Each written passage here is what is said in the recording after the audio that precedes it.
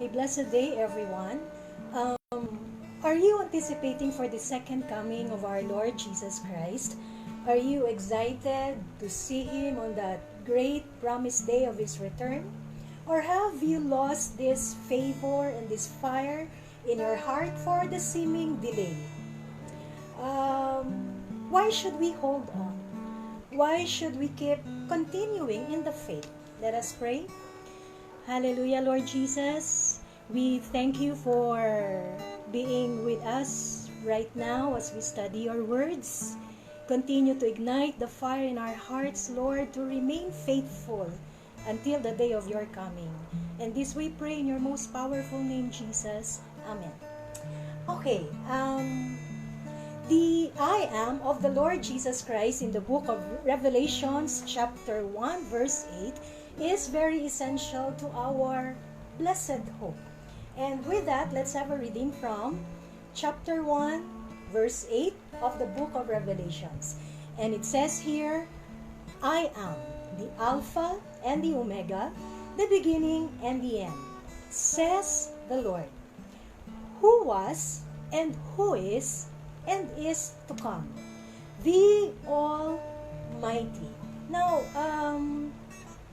these words or this vision stated by John or through John by our Lord Jesus Christ was received by him. The Bible scholar says sometime in the year of 90 AD, during that year of Emperor Domitian, who demanded worship from the people around him, and the church under his rule was so severely persecuted, and that's why even the events in the life of John in this text shows us that not only him, but even the other disciples along with him were severely tortured and were severely going through lots of pains because of their faith. Now, the book of Revelation unfolds the person of Jesus, the prophecies of the Lord Jesus Christ, and the promises of Christ. This is not just about the eschatological events as we formerly believed into. This is not just a revelation of the future outpouring of God's anger upon this wicked world. This is not just all about how the wicked will be punished in the lake of fire and how they will be facing the wrath of God on that great white throne judgment. But more than that, the book of Revelation is a disclosure, first, of His person. So, the revelation of Jesus Christ is a self-revelation of Himself. It is a revelation of His judgments.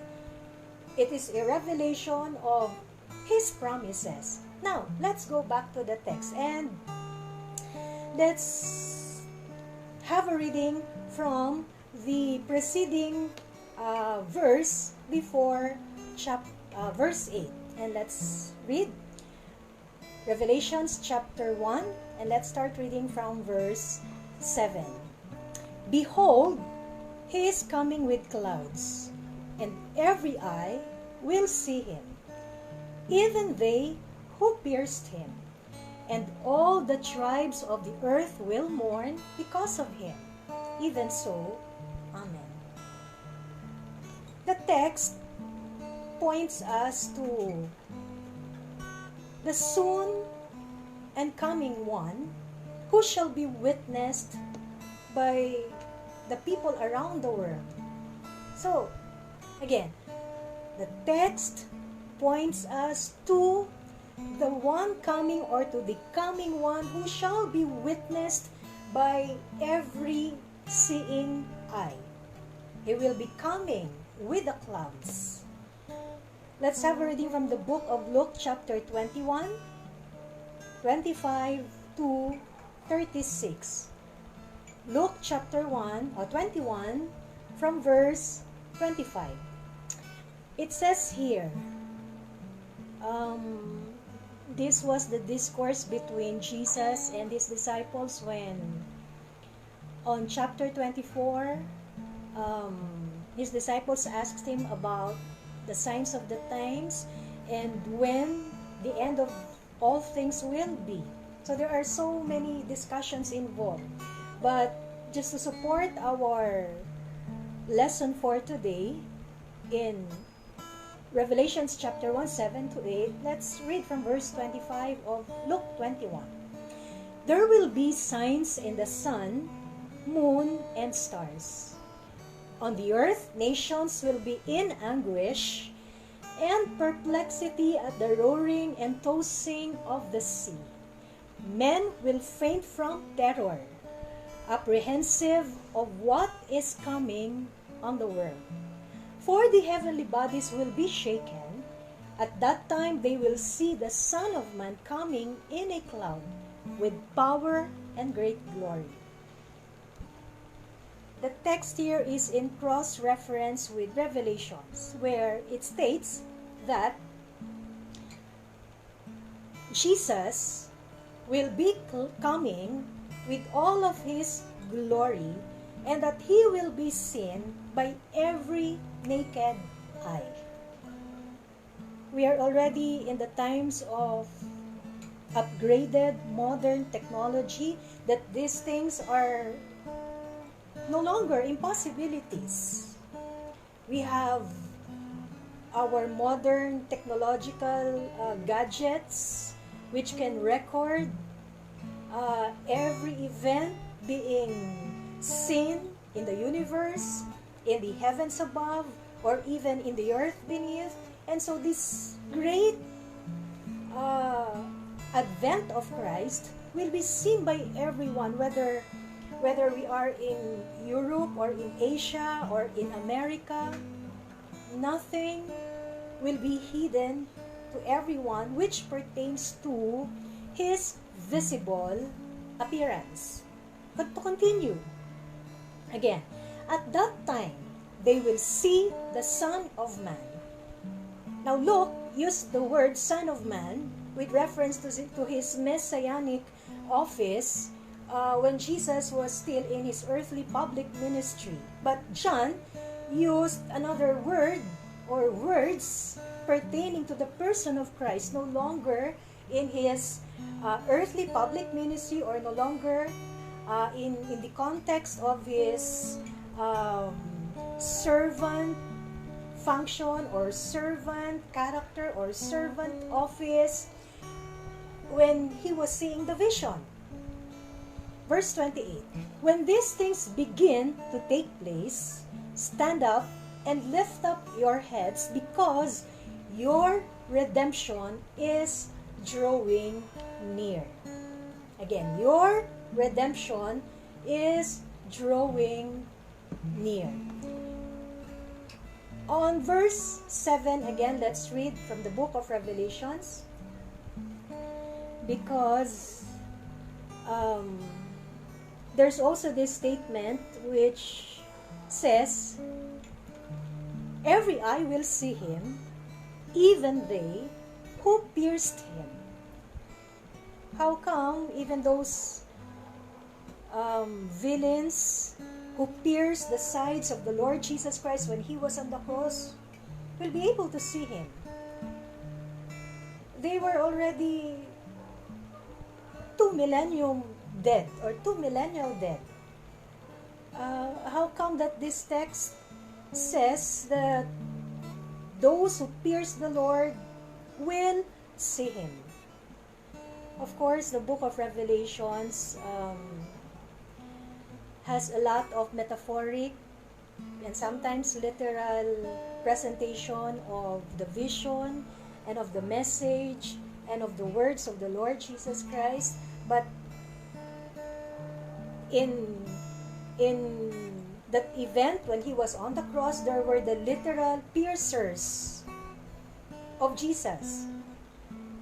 Now, aside from those physical or literal villains who pierced the sides of the Lord Jesus Christ when he was on the cross, Israel, or the house of Jacob, or the house of David, was also attributed with such words of attribution. Let's read from the book of Zechariah chapter 12 verse 10, and it says, "And I will pour out on the house of David and the inhabitants of Jerusalem a spirit of grace and supplication. They will look on me, the one they pierced, or the one they have pierced. They will mourn for him as one mourns for an only child, and grieve bitterly for him as the one grieves for a firstborn son." Again, the text says, "They will look on me, the one they have pierced." And the text attributes those words to the people of Israel, the nation of Israel, the house of Jacob, the house of David, who rejected the Lord, who refused to believe on the Messiah, who refused to acknowledge Jesus, who disowned him, though he tabernacled with them. So, spiritually speaking, chapter 1, or verse 7 of chapter 1, does not only refers to those who have literally pierced his side and done so many painful slashings on the Lord Jesus Christ, but it also speaks of those, or it speaks of the people of Israel. Thirdly, it also speaks of everyone who keeps on sinning despite of their knowledge of Christ, who keeps on rejecting the Lord Jesus Christ despite of the presentation of the gospel. There are also those who are partakers of this sinful world despite of the grace and mercies being offered to everyone. So, it corresponds to the physical villains of Jesus when he was being tortured, experiencing so much pain on the cross. It also corresponds to the house of David, or the house of Jacob, or the people of Israel. And it also corresponds to the wicked, stubborn citizens of the earth. Every eye will see him. Every eye will be witnesses. We shall all witness the coming of our Lord Jesus Christ. So going back, Jesus claimed, "I am the Alpha and the Omega, the beginning and the end, says the Lord, who is and who was and who is to come, the Almighty." First, the text, again, points us to the coming one who shall be witnessed by all. Now, second, this claim also points us to the Almighty One. It's the very basic and simple interpretation of the claim. All the claim means was and is himself being the Almighty. In Greek, it is Pantokrator, from the two Greek words Panta and Kratos, which means he is the all-creative one in in Hebrew, or that's synonymous with the Hebrew word El Shaddai.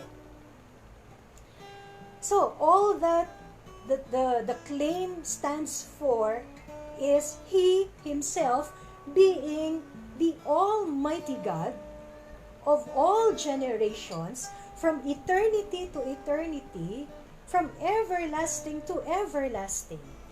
He is the Almighty One, Himself from of old time. He revealed Himself to Adam, to Noah, to Abraham, to Isaac, to Jacob, to David, to the prophets. He revealed Himself upon His incarnation, and He is continuously revealing Himself, progressively revealing Himself as El Shaddai, as the Pantocrator, as the all-creative one, as the all-powerful one, never bound by space and time, never bound by any human limitations. He is forever immutable and eternal. And that's the power, and that's the meaning, and that's the significance of the claim. It will all boil down to one word: Almighty. The Almighty. Now, the title, or the titles given to the Lord Jesus Christ in Revelation chapter 1 make it clear that He is certainly able to work out His divine purposes in human history. He's the Alpha and the Omega. These are Greek words representing the first letter of the Greek alphabet and the last letter of the Greek alphabet. Alpha and Omega. And these are very Jewish in perspective. It is synonymous with the Hebrew Aleph-Bet. Aleph, the beginning or the start of the Hebrew alphabet in equivalent, Aleph, and Tav. Tav is the last letter of the Hebrew alphabet. And when you say Aleph and Tav, or in equivalent to the Greek language or to the Greek alphabet, Alpha and Omega, it speaks of the entirety, the totality, the fullness, the embodiment of everything. So when the Hebrew says, Abraham, for example, followed the Lord, or Moses followed the law from Aleph to Tav, that means he followed the law fully. When they say David followed the Lord from Aleph to Tav, that means he followed the Lord all of his life, all of his life journey, all of his life existence, from Aleph to Tav. And that's also the equivalent of from Alpha to Omega. Now, with reference to Christ, Jesus said, I am the Alpha, or the Aleph, and the Omega, or the Tav. Wow. The Lord is claiming here Godhood or deity. He's claiming here sovereignty. He is claiming here power and control of all things. He's just saying that He is the very origin, source, creator of all things, and that everything will end up into Him or unto Him. He made all things, and all things will end up unto Him. He purposed all things with the Father, and everything shall be fulfilled in the Son. So He is the totality, entirety, embodiment, fulfillment of every good thing from God, including His person, His character, His work, His office. He is the first, the beginning, the Alpha, and He is the Omega, the last, the destination, the end, the accomplishment of everything. Again, it basically, and it just simply means the Almighty. He is the Almighty God from the beginning of time to the end of time. He is the powerful God from the beginning of time to the end of time. He is the Almighty One, the All-Creative One, the All-Powerful One who caused all things and who will destroy all things. And that's what the book of Revelations says. Now, to continue and with reference to what we have said, let's have some reading from the Bible, especially in what the Lord Jesus Christ through John unfolded. Revelations chapter 4 verse 8 concerning Himself. Let's read Revelations chapter 11:17. Let's proceed with Revelations chapter 11. Now, according to this text, and the 24 elders who were seated on their thrones, before we proceed, 10 times was the word Almighty mentioned in the New Testament Bible, and 9 of those mentions were in the book of Revelations. Again, and the 24 elders were seated on their thrones before God, fell on their faces and worshiped God, saying, "We give thanks to you, Lord God Almighty, the one who is and who was, because you have taken your great power and have begun to reign. The nations were angry, and your wrath has come. The time has come for judging the dead and for rewarding your servants, the prophets, and your saints, and those who reverence your name, both small and great, and for destroying those who destroy the earth." There were so many mentions of the word Almighty. The one sitting on the throne, being worshipped, looked upon, prayed to, is none other than the Lord Jesus Christ. And He's being attributed as the Almighty Lord God, who was, and is to come. From eternity to eternity, the one who will come and the one who will judge both the living and the dead.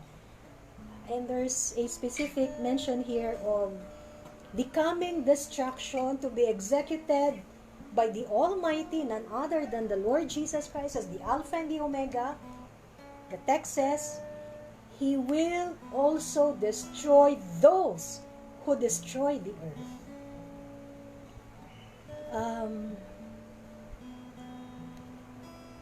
Jesus is coming, and Jesus is in the process of His coming. Erkomai and Epiphania are not equivalent in meaning.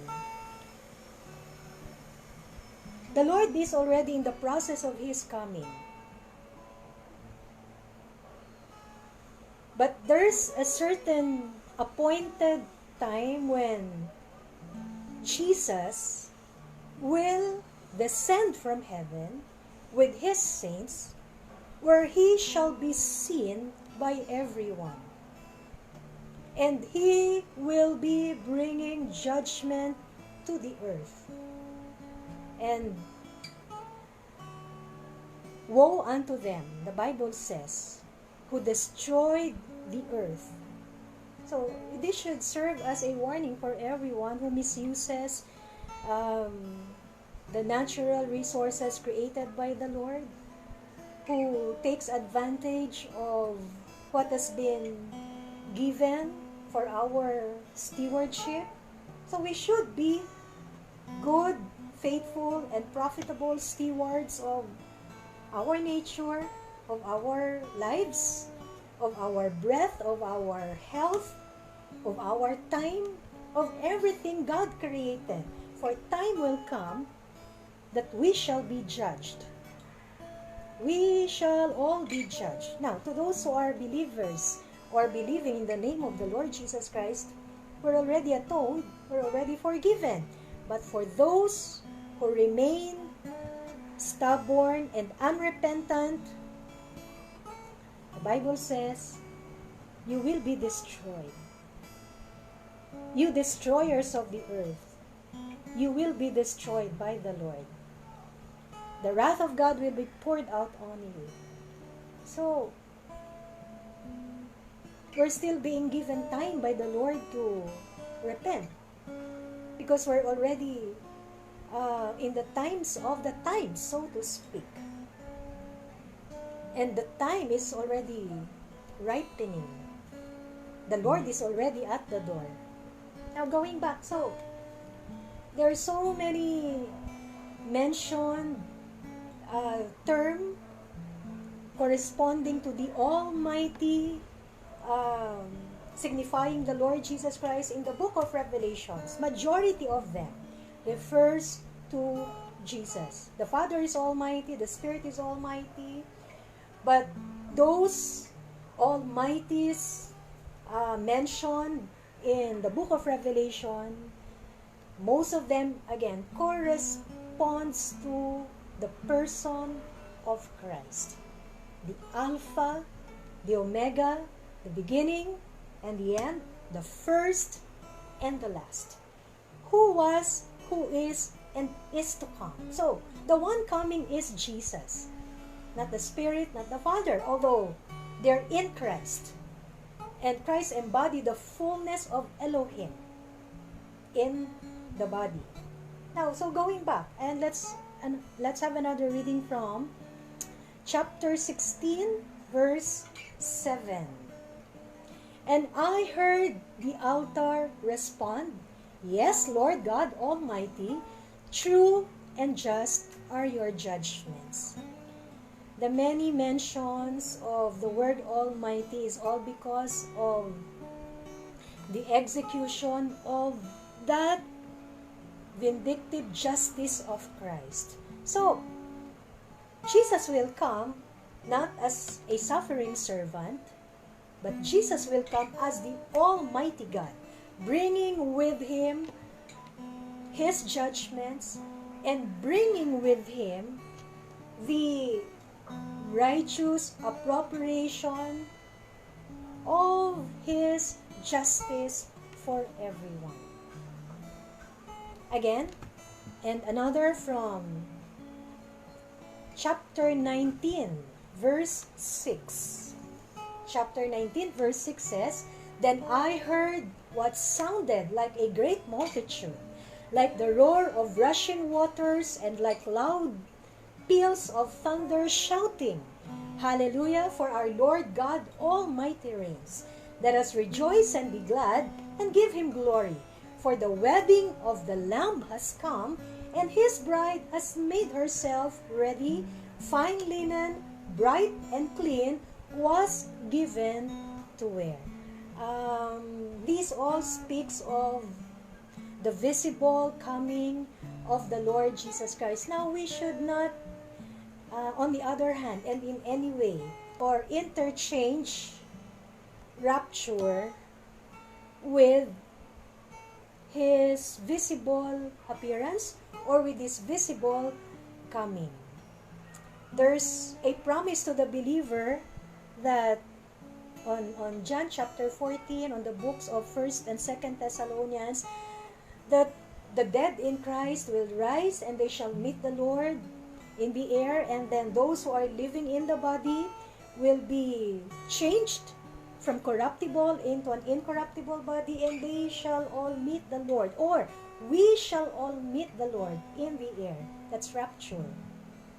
Now, Revelations 21:22, Revelations chapter 3. Revelations chapter 3 is a very wonderful promise. And let's read. And it gives us this assurance that before the intensification of events, or before the intensification of the crisis going on around the world today, and before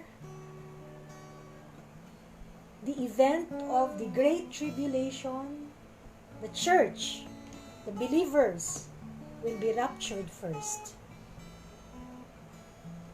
Let's read from Revelations chapter 3, verses 10 to 11. So, we should not interchange or misconstrue that the visible coming is also the rapture. No. The rapture is the first phase, and Jesus is already in the process of his coming. Revelations 1:8 speaks of his epiphania. Let's read Revelations chapter 3, 10 to 11.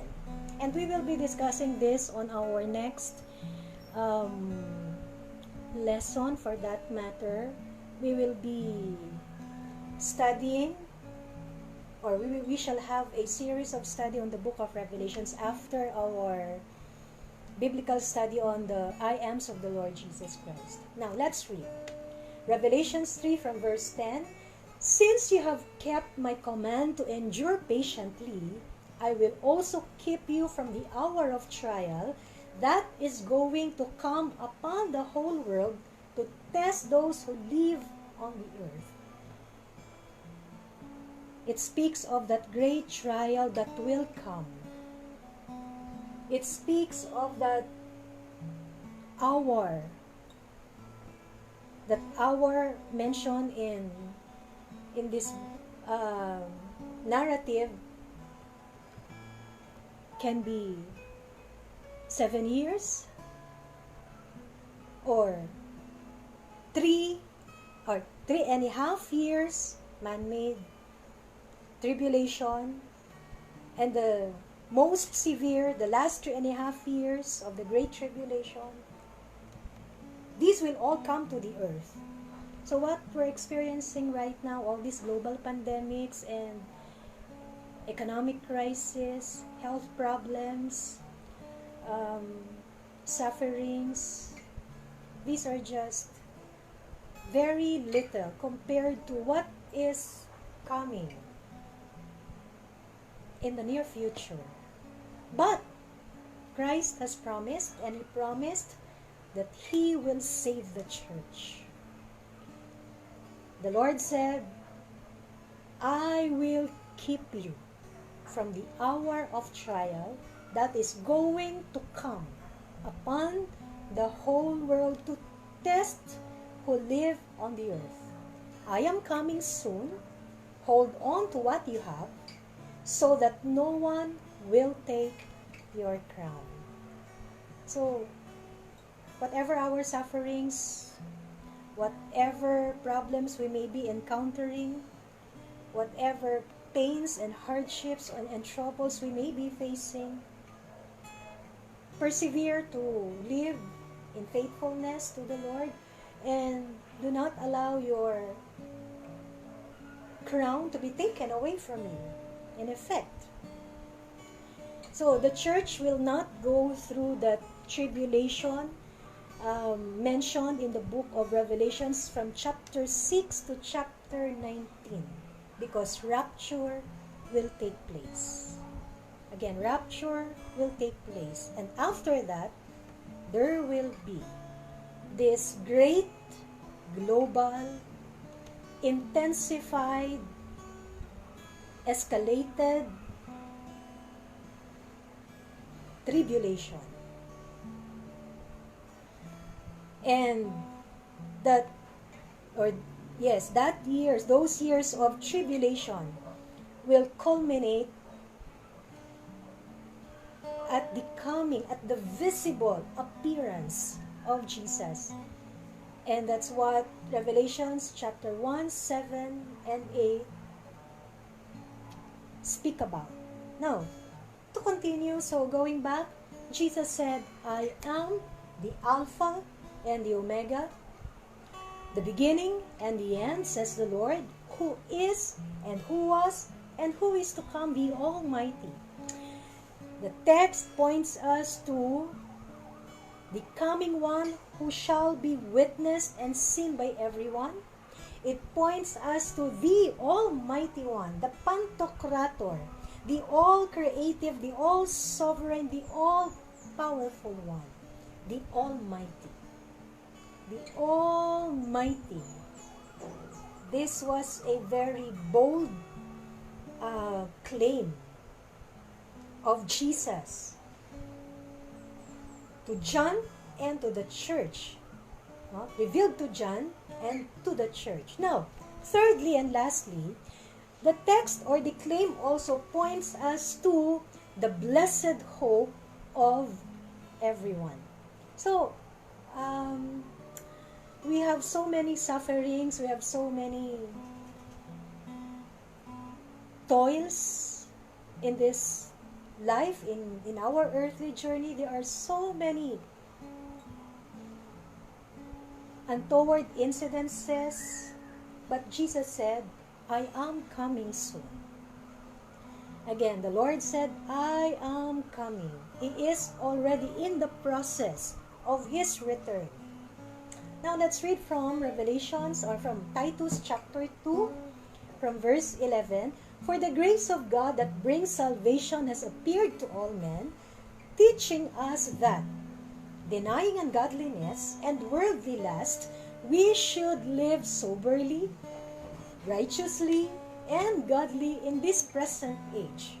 So, the exhortation now is, while we are waiting for that great day of His return, for the rapture, and ultimately for His visible millennial reign on earth, let us keep the fire burning.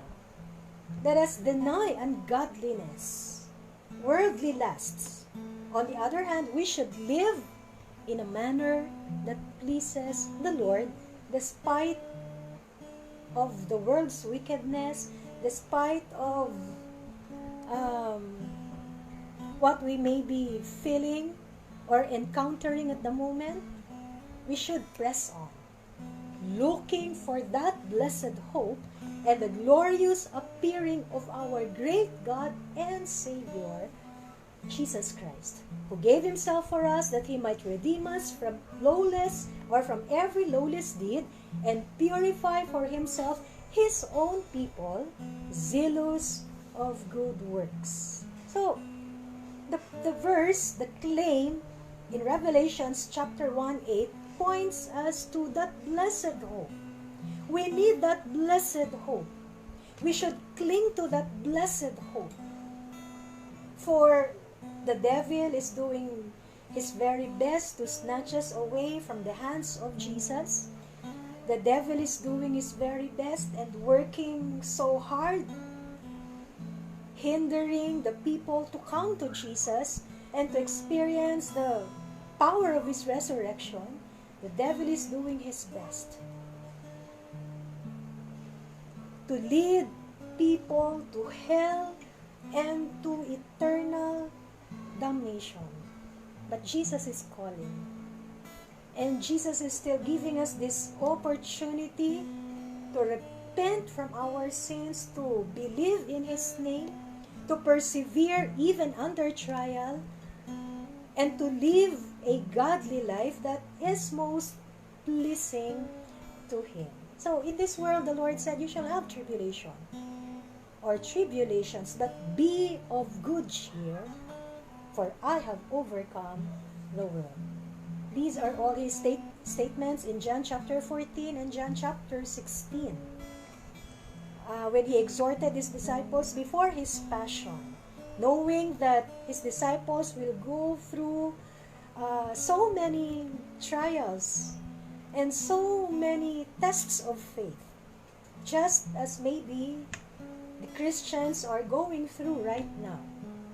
So, the Bible says, the sufferings of these present times are not worthy to be compared to the glory that is to be revealed to us. Let's have a reading from Romans chapter 8, from verse 18. Paul said to the Christians in Rome being persecuted in their time, "For I consider that the sufferings of this present time are not worthy to be compared with the glory which shall be revealed in us. The earnest expectation of the creation eagerly waits for the revealing of the sons of God. For the creation was subjected to futility, not willingly, but because of him who subjected it in hope. Because the creation itself also will be delivered from the bondage of corruption into that glorious liberty of the children of God." And another from the book of 1 Peter chapter 4, starting from verse 12. "Beloved, do not think it strange concerning the fiery trial which is to try you, as though some strange thing happened to you. But rejoice to the extent that you partake of Christ's suffering, that when his glory is revealed, you may also be glad with exceeding joy." So, we are partakers of the sufferings of Christ, and we cannot even equal how Jesus suffered and overcame his sufferings. But we have this hope in us that every righteous and godly suffering will lead us to the enjoyment of that great glory to be revealed to everyone believing and faithfully loving and abiding in the Lord Jesus Christ. So, when Jesus said, "I am the Alpha and the Omega, the beginning and the end, the first and the last," the Almighty, the Lord, in effect, is giving his people this great hope that despite of their sufferings, despite of the martyrdoms during the time of John, and even for the time to come, Jesus is faithful, and Jesus will reward our every work, and that Jesus will come to the rescue at his or in his perfect time. So, the claim points us to Jesus as our blessed hope. To our blessed hope. He is our blessed hope. So, if we are going through some pandemics today, if we are affected by the crisis, if we have experienced unemployment or experiencing unemployment, if we are suffering from COVID-19, or if we are having some depressions and confusions, or if we are having some struggles inside,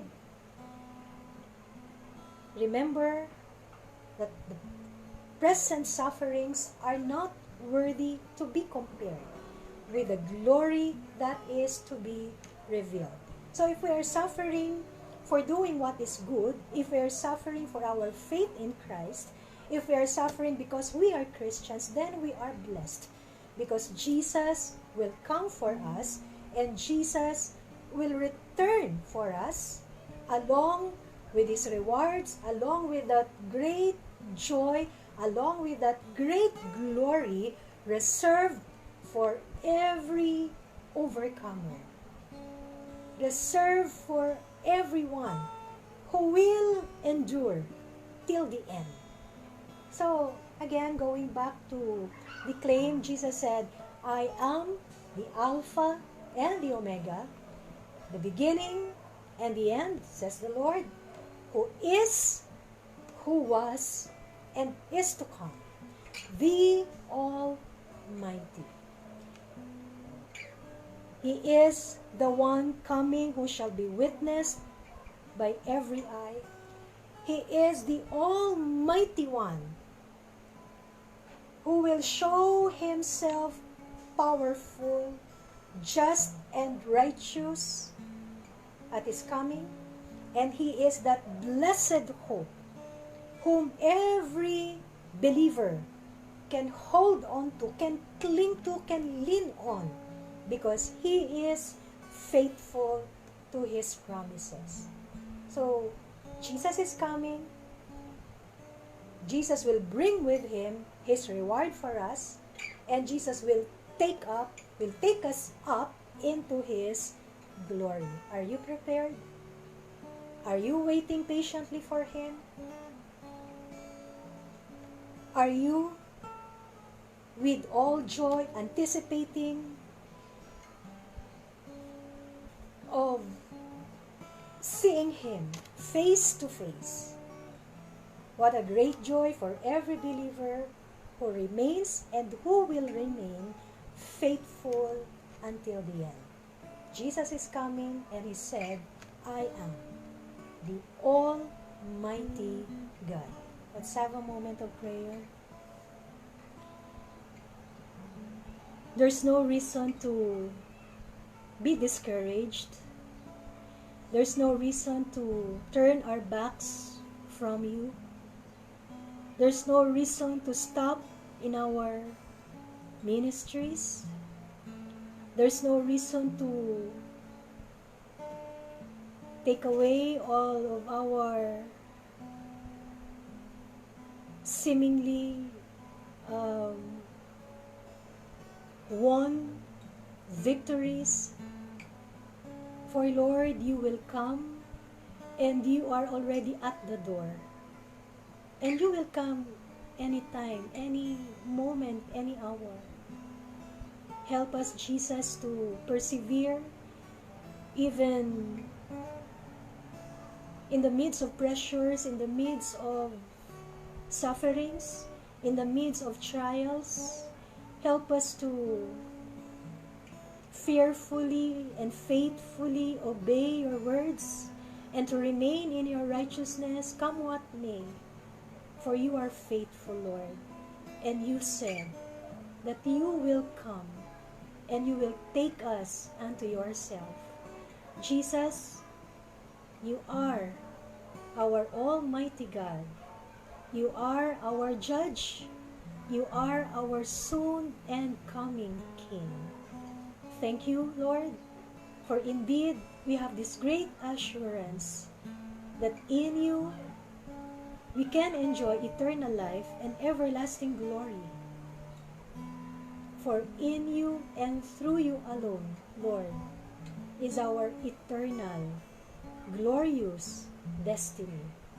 We love and praise your name, and we thank you, Jesus, for this great hope in our hearts. And this we pray in your most powerful name, our Lord and Savior, Jesus Christ. Amen and amen. Again, Jesus said, I am the Alpha and the Omega, the beginning and the end, says the Lord, who is, who was, and who is to come, the Almighty. The grace of the Lord Jesus Christ, the love of God, and the fellowship of His Holy Spirit be upon us all. Let's remain faithful until the day of His coming. The Lord bless us. Maranatha.